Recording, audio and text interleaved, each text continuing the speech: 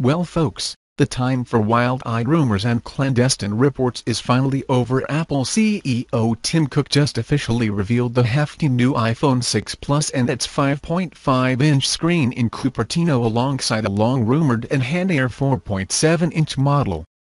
This thing won't seem all that foreign if you frequent the geekier corners of the web, but it's a sure sign that Apple wants to give all those other pocket-stretching phablets out there a run for their metaphorical money.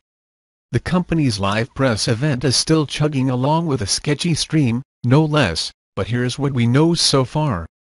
There's no two ways about it, the star of the show here is the spacious 5.5-inch 1080p Retina Display HD riding up front. To hear Apple's Phil Schiller tell it, it's SRGB-accurate, has an ultrathin backlight, photo-aligned IPS liquid crystals, an improved polarizer, and ion strengthened.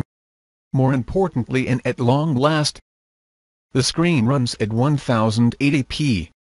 You won't notice any dramatic design differences between this model and its little brother. It's still dramatically thinner than the iPhones that came before it. The Plus comes in at 7.1mm thick, and the angular edges of the 5s have given way to a smoother, rounder look in line with the company's most recent batch of iPads. Remember all those leaks? They absolutely nailed it, and the end result looks, well, really comfortable to latch onto.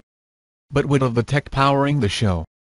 Let's look at Apple's snappy new 64-bit A8 chipset. Schiller says it's 50% more energy efficient, not to mention a hair smaller than the A7 that graced earlier models, and about 25% more powerful to boot.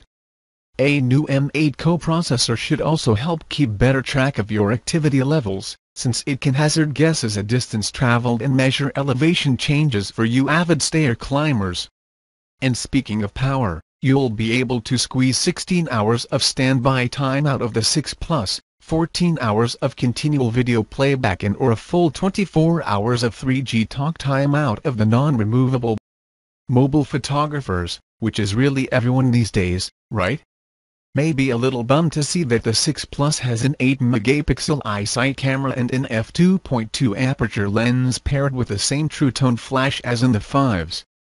That's not to say that Apple's been slacking its got phase detecting autofocus. We've seen similar tech in SLRs, improved face detection and a new best shot mode.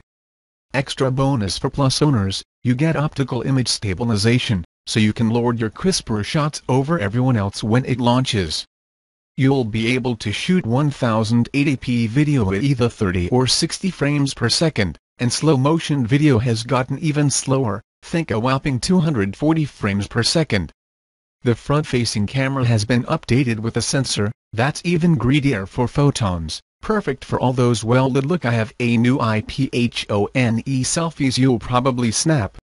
Apple's EOS 8 got the grand unveiling treatment back at WWDC. But to no one's surprise it packs a few extra features to help it feel more at home on bigger screens. Perhaps the biggest is the inclusion of a 2-pane landscape mode, which makes the whole thing feel a little more like a tiny iPad than an upscaled iPhone.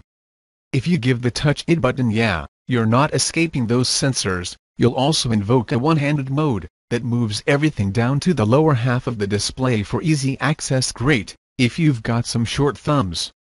There's a decent chance that if you're reading this, you're already clamoring for a 6 Plus of your very own. Curiously, Apple has done away with the 32GB model entirely, and added a 128GB model to the mix too, in case you've got a few decades of movies that need to go with you everywhere. The 6 Plus will cost $299, $399, and $499 for the 16GB. 64GB and 128GB models, respectively, with your usual 2-year contract.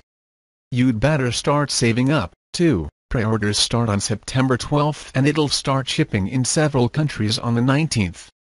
Take that, oft-repeated rumors of a protracted launch.